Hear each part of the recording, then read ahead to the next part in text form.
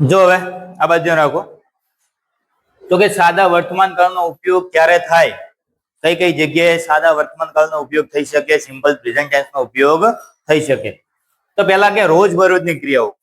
રોજબરોજ એટલે દરરોજની ક્રિયાઓ. ધારો કે તમે સવારે ઉઠો, સવારે ઉઠીને તમે બ્રશ કરો, બ્રશ કરીને તમે ચા પીતા હોય તો કે આ તમારી દરરોજની ક્રિયાઓ છે. કેવી ક્રિયાઓ? દરરોજની. તમે ઉઠી પછી હવે ધારો કે તમે ચા પી સીધા ટ્યુશને આવતા હોય અથવા તમે સ્કૂલે જતા હોય તો સ્કૂલે જવાની ક્રિયા તમારી કેવી કહી શકાય? દરરોજની ક્રિયા. બરાબર. પણ તમારા માટે એમ અને તમારા પિતા જો સ્કૂલે જ્યાં હોય તો એ રોજબરોજની ક્રિયા ના કહી શકાય. કહી શકાય ના. તમારા પિતા દરરોજ સ્કૂલે ના જતા હોય ના, તો એ રોજબરોજની ક્રિયા ના કહી શકાય. પણ તમારી ધારો કે તમે દરરોજ સ્કૂલે જાઓ તો એ તમારી કેવી ક્રિયા કહી શકાય? રોજબરોજની ક્રિયા કહી શકાય. પણ જો તમારા પિતાજી કોઈ વ્યવસાય કરતા હોય, શિક્ષક ની અંદર હોય અથવા સ્કૂલની અંદર વ્યવસાય કરતા હોય તો એ દરરોજની ક્રિયા કહી શકાય. તો એ દરરોજની ક્રિયા કહી શકાય. પણ તો કે રોજબરોજની જે ક્રિયાઓ થતી હોય, જે ઘટનાઓ બનતી હોય તો એનો સાદા વર્તમાન કાળમાં ઉપયોગ થઈ શકે. બીજા નંબરમાં કોઈ તમારી આદતો હોય કે ના હોઈ શકે. બરાબર. તમે બેઠા બેઠા અંદર અંદર કોઈની એવી હોય, કોઈની મસ્કરી કરતા હોય, કોઈને ટપલી મારતા હોય અથવા કોઈની બોલપેન થી લીટો કરતા હોય. બરાબર. તો આદતો હોય અથવા તમારી આ શું હોય? ટેવ હોય. તો કે આ ટેવ કહી શકાય અથવા કુટેવ કહી શકાય. એરી ટેવ હારી કહી શકાય ના. પણ ધારો કે તમારી સવારમાં દરરોજ ઉઠીને મંદિરે જવાની ટેવ છે તો આ ટેવ કહી શકાય. કહેવાય કે ના કહી શકાય? બરાબર. તમે સવારે જે પક્ષીઓને દાણો નાખતા હોય તો આ તમારે શું કહી શકાય? તો કે સારી ટેવ કહી શકાય નાખવાની. પણ તમે એવું કરતા હોય સવારે જે પક્ષીઓ ચરતા હોય તમે તે પથ્થર નાખો અને પક્ષીઓને ઉડાડો તો એ કુટેવ કહી શકાય. શું કહી શકાય? કુટેવ કહી શકાય. કિરણ ને ઝાડ જોવા જવાની દરરોજ પણ ટેવ કહી શકાય. ઝાડ જોવા જવાની દરરોજ પણ હવે એ તો બરાબર એ તો હવે ખેડૂતનો નિયમ છે. જો ના ટોવે તો ખેતરમાં કોઈ વધે ના. ચલો હવે આ બાજુ રાખો. બીજું સનાતન સત્ય ઘટનાઓ. તો કે સનાતન સત્ય ઘટના કોને કહી શકાય? સનાતન સત્ય ઘટના કોને કહી શકાય? સૂર્ય હંમેશા પશ્ચિમમાં ઉગે છે તો આ સનાતન સત્ય ઘટના છે. સાચી વાત? સાચી વાત ને?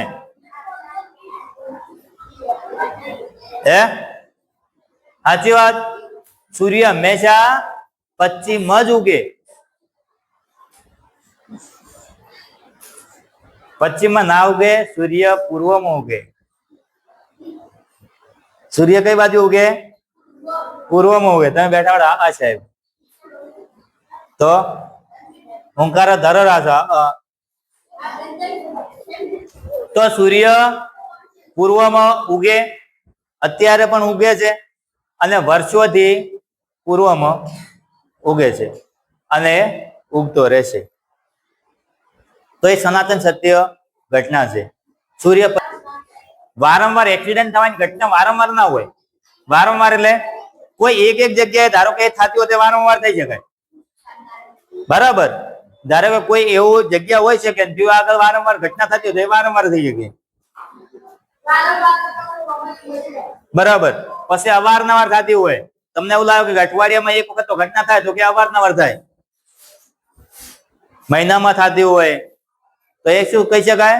તો કે અવારનવાર ઘટના કહી શકાય. બીજું ગાણિતિક કે વૈજ્ઞાનિક નિયમો. તો કેવો?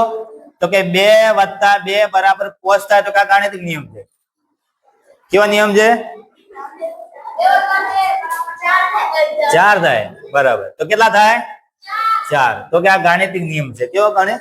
ભાઈ કે આ ગણિતનો નિયમ છે. 2 + 2 એટલે 4 જ થાય. 5 થાય ના થાય. ચલો ગાણિતિક અથવા વૈજ્ઞાનિક નિયમ. તો કે વૈજ્ઞાનિક નિયમ એટલે કેવો નિયમ? તો કે પૃથ્વીને પોતાનું ગુરુત્વાકર્ષણ બળ છે તો એ શું કરે છે? તો કે પૃથ્વી ખેંચે છે કોઈ પણ પદાર્થને તો એ શું કહી શકાય? તો તો કે વૈજ્ઞાનિક નિયમ છે. આવું કોણે નક્કી કર્યું હતું? કયા વૈજ્ઞાનિક હતા? ન્યૂટન. કયા હતા? ન્યૂટન. પેલા ઝાડ ઉપરથી સફરજન પડે, બરાબર, અને એના પરથી આપણે નક્કી કર્યું કે પૃથ્વીને પોતાનું ગુરુત્વાકર્ષણ બળ હોય છે. ચલો નેક્સ્ટ. કોઈ મહાન વ્યક્તિ દ્વારા કહેવામાં આવેલું કથન. કોઈ મહાન વ્યક્તિ દ્વારા કહેવામાં આવેલું કથન. ધારો કે ગાંધીજીએ કોઈ કથન કીધું હોય, સત્યના પ્રયોગો, તો એ કેવું કહી શકાય? તો કોઈ મહાન વ્યક્તિ અથવા ગાંધીજી હોય અથવા સરદાર પટેલ હોય, તો કે આવા મહાન વૈજ્ઞાનિક હોય અથવા મહાન વૈજ્ઞાનિકોને મહાન નેતાઓ કહી શકાય. અથવા શું કહી શકાય? આપણા આઝાદીના શું કહી શકાય? ઘડવૈયા. શું કહી શકાય? ઘડવૈયા. તો એમણે મહાન કોઈ કથન કીધું હોય તો એમને શું કહી શકાય? તો કે એમનું આવી શકે સિમ્પલ પ્રેઝન્ટ ટેન્સમાં. ચલો હવે નેક્સ્ટ. હવે હું તમને લખાવું વાક્ય રચનાઓ. શું લખાવું? વાક્ય રચનાઓ. ચલો આ તમારે લખવાની કોઈ જરૂર નહીં છે, પણ હાલ નહીં, ઉભા રહો. પેલા હું વાક્ય રચનાઓ લખાવું પછી લખી દઉં. વાક્ય રચનાઓ લખી દી? આ લખાઈ દઉં? ઓકે. તો તમારે આ તો લખવાનું, લખેલું હોય ના લખતા. વાક્ય રચનાઓ નહીં લખેલી વાક્ય રચનાઓ પણ તમે ભૂલી જાઓ.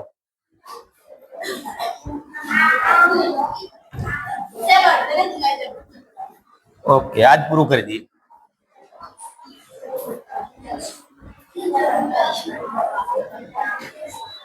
ચલો જો પહેલા નંબરનું વાક્ય વિધાન વાક્ય રચના.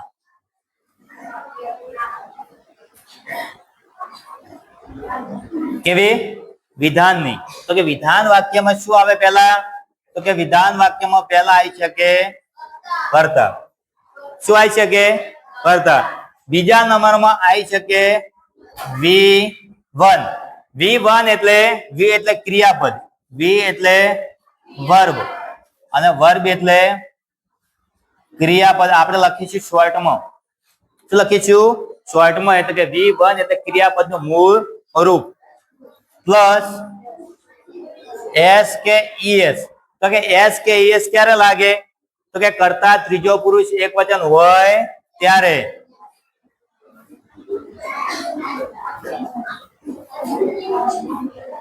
ઈ સી ઈટ હોય અથવા કોઈ પણ નામ હોય ત્યારે શું હોય છે કે? તો કે S કે ES પ્રત્યય લાગે. કોને લાગે? તો કે ક્રિયાપદને લાગે. પ્લસ કર્મ પ્લસ અન્ય શબ્દો. તો કે આ છે તમારી વિધાન વાક્ય. અસ એટલે અન્ય શબ્દો. અસ એટલે અન્ય શબ્દો.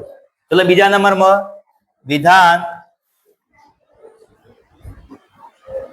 નકાર. બીજા નંબરની વાક્ય રચના તમારી વિધાન નકાર. યાદ રાખજો. મો ચલાવી રીતે યાદ રાખશો તો યાદ રહી જાય. ઘરે તમારે ગોખવા બેવાની જરૂર પડશે નહીં. ચલો બીજા નંબર વિધાન નકાર. તો કે વિધાન નકારમાં શું આવે? પહેલા તો કર્તા આવી શકે. બીજા નંબરમાં તો કે નકાર બનાવવા માટે ડુ અથવા ડઝ નો પ્રયોગ થાય. શું થાય? ડુ અથવા ડઝ. ચલો આ બાજુ. તો કે હી સી ઈટ હોય અથવા કોઈ નામ હોય તો શું વપરાય? ડઝ. જો કર્તા ત્રીજો પુરુષ એક વચન હોય તો શું આવે? ડઝ. બાકીના બધા કરતા હોય, ધારો કે આઈ હોય, વી હોય, યુ હોય કે ધે હોય તો શું આવે? ડુ. તો શું વપરાય? તો કે ડુ વાપરી શકાય. ચલો ત્રીજા નંબરની. ચલો ડુ ડઝ પ્લસ V1 કર્મ પ્લસ અન્ય શબ્દો. તો ત્રીજા નંબરની વાક્ય રચના છે આપણી. કઈ વાક્ય રચના છે? બોલો. પ્રશ્નાર્થની વાક્ય રચના. કઈ વાક્ય રચના આવે? તો કે પ્રશ્નાર્થ. પ્રશ્નાર્થ બનાવવું હોય, સિમ્પલ પ્રેઝન્ટ ટેન્સ હોય, અને જો તમારે પ્રશ્નાર્થ બનાવવું હોય તો શું આવે આગળ? પહેલા ડુ ડઝ કરતા આવે, V1 કર્મ અન્ય તો આ તમારી થઈ ગઈ પ્રશ્નાર્થ. હવે તમારે આવશે પ્રશ્નાર્થ નકાર. ચલો પ્રશ્નાર્થ નકારમાં શું આવશે? તો કે ડુડસ પ્લસ કરતા પ્લસ શું આવે? નોટ આવે. કરતા પછી શું આવશે? નોટ પ્લસ V1 કર્મ અન્ય શબ્દો પ્લસ પ્રશ્નાર્થ. શું છે તમારે? તો બેજા બાજુ અલગ બેજા. તારે તો પુસ્તક નહીં.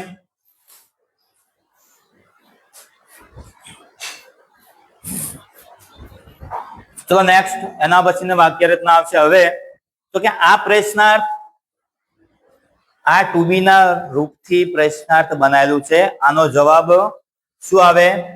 આનો જવાબ યસ અથવા નો ની અંદર આપી શકાય. બરાબર, આને કહી શકાય ટુ બી ના રૂપથી પ્રશ્નાર્થ. હવે પ્રશ્નાર્થ આવશે આપણું WH.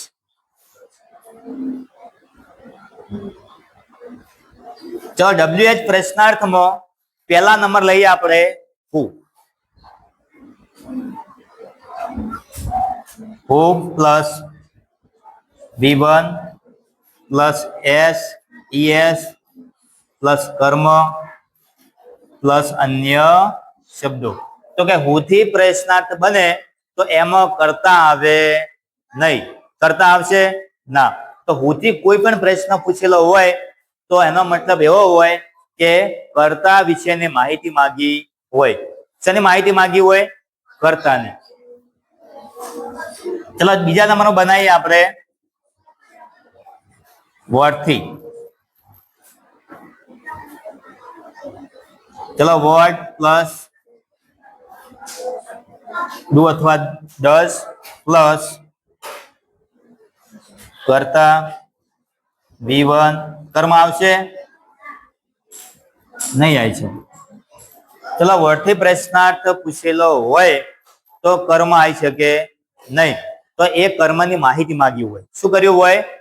કર્મની માહિતી માંગી હોય. ચલો બીજા નંબરમાં વેન.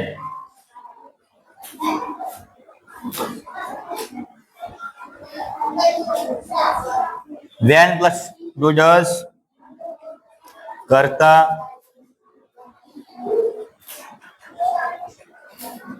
અન્ય શબ્દો એટલે સમય દર્શક શબ્દો આપેલા હોતા નથી. પાછળ અવાજ થાય તમારો. ચલો વેન પ્લસ ડુડસ પ્લસ કરતા પ્લસ V1 પ્લસ કર્મ અન્ય શબ્દો આવશે નહીં. તો અન્ય શબ્દો એટલે કેવા શબ્દો હું તમને લખાઈશ.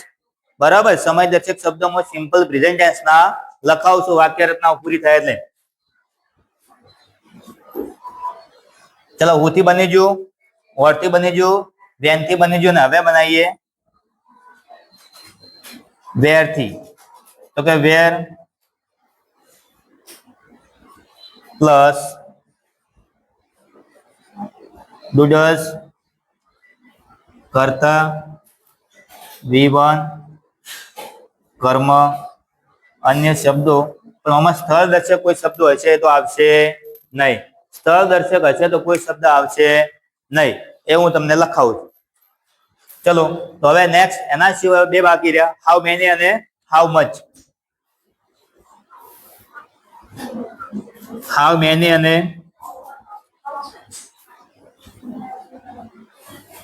ચલો હાઉ મેની નો ઉપયોગ થાય કોઈ પણ વસ્તુ ગણી શકાય અને આ ગણી ન શકાય. તો કે માપી શકાય.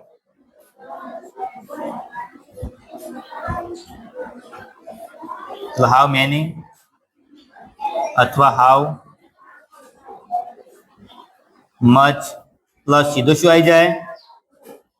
હાઉ મેની ને હાઉ મચ પછી સીધું શું આવે? તો કે કર્મ આવે. શું આવશે? કર્મ. ચલો કર્મ પછી શું આવશે? 10 પ્લસ કરતા V1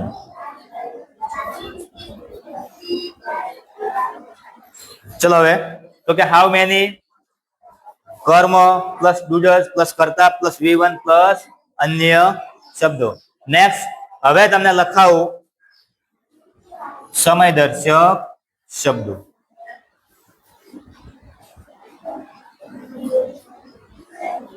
ચલો, સમયદર્શક શબ્દોની અંદર તો શું આવી શકે? તો કે પેલા એવરીડે આવે. એવરીડે એટલે દરરોજ, ઓલવેઝ હંમેશા,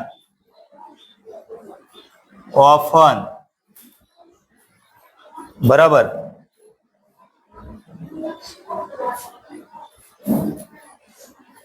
ડેલી,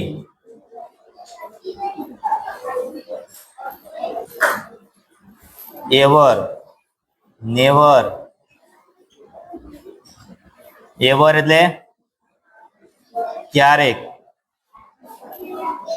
ક્યારેય નહીં.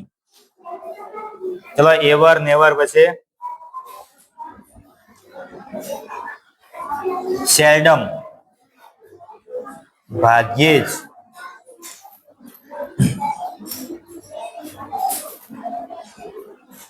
સમટાઈમ્સ, ક્યારેક.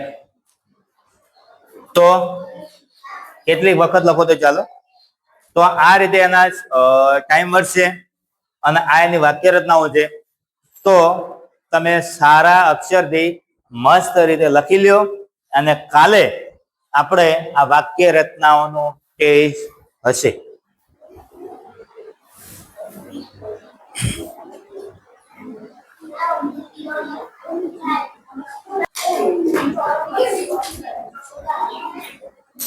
ચલો જો આ બાજુ હવે તો કર્તા plus V1 plus SKS plus કર્મ પ્લસ અન્ય શબ્દો. પણ SKS ક્યારે લાગશે? તો કે કર્તા ત્રીજો પુરુષ એક વચન હશે ત્યારે. તો હું તમને એક વાક્ય લખાવું કે he plays cricket every day. He plays cricket every day. તો હવે SKS લાગ્યો, S લાગ્યો તો કે ક્રિયાપદની પાછળ S લાગે. કિરણ ધ્યાન રાખજો બાજુ. ચલો, પહેલા નંબર હી શું છે? તો કે હી તમારો કર્તા છે, પ્લે ક્રિયાપદ છે અને SKS લાગે એટલે ક્રિયાપદની પાછળ SKS લાગે. ક્યારે લાગે? કર્તા ત્રીજો પુરુષ એક વચન હોય ત્યારે. ક્રિકેટ તો કે અન્ય શબ્દો. અન્ય શબ્દ એટલે કર્મ કહી શકાય. શું કહી શકાય? કર્મ. અને આ એવરીડે તમારા સમયદર્શક શબ્દો એટલે કે અન્ય શબ્દો કહી શકાય. ચલો નેક્સ્ટ, બીજા નંબરમાં તો કે હી કરતા ત્રીજો પુરુષ છે તો શું લાગશે? એની સાથે ડઝ આવશે. he does not play. હવે SKS નીકળી જાય, રહેશે નહીં.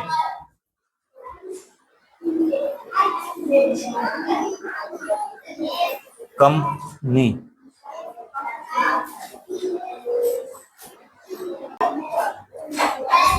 ચલો, he does not play cricket every day. તો SKS રહેશે ના. વાક્યમાં ડુ અથવા ડઝ આવે તો SKS નીકળી જાય. ચલો નેક્સ્ટ, એના પછીનું ડઝ. તો કે ડુ ડઝ પહેલા પ્રશ્નાર્થ બનાવવા માટે શું આવશે? તો કે ડુ ડઝ. તો કે ડુ ડઝ એટલે ડઝ આપણું આગળ આવી જાય. Does he play cricket every day? Does he play cricket every day? પ્રશ્નાર્થ નગર. Does he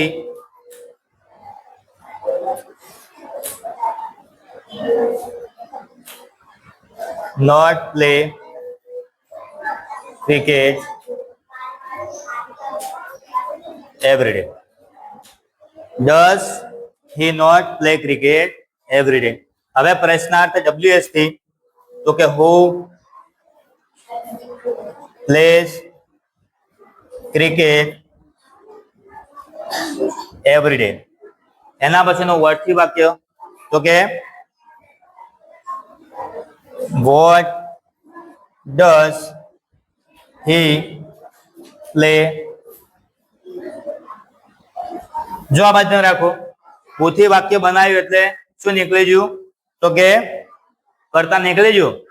બરાબર. વર્ડથી વાક્ય બનાવ્યું એટલે શું નીકળી ગયું? તો કે ક્રિકેટ જે તમારું કર્મ હતું નીકળી ગયું. ચલો વાક્ય બનાવ્યા વેનથી. When does he play cricket? તો કે ક્યારે રમે છે?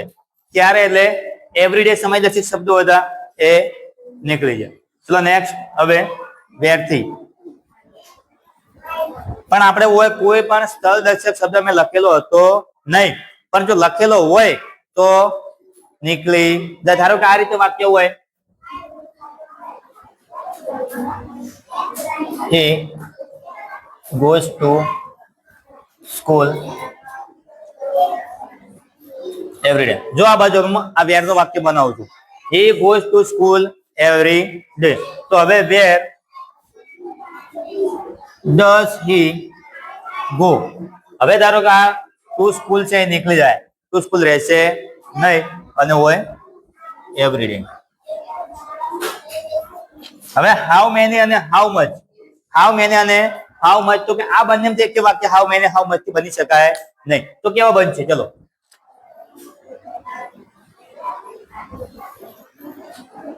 he reads a book every day.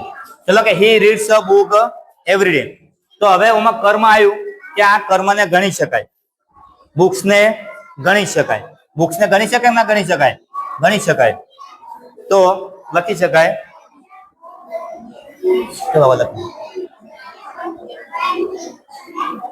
how many books does he read every day? How many books does he read every day? હવે ધારો કે આપણે હાઉ મચ થી વાક્ય બનાવવું છે, તો કે આમાંથી હાઉ મચ થી વાક્ય બની શકાય નહીં. તો એના માટે હું બીજું વાક્ય લખું.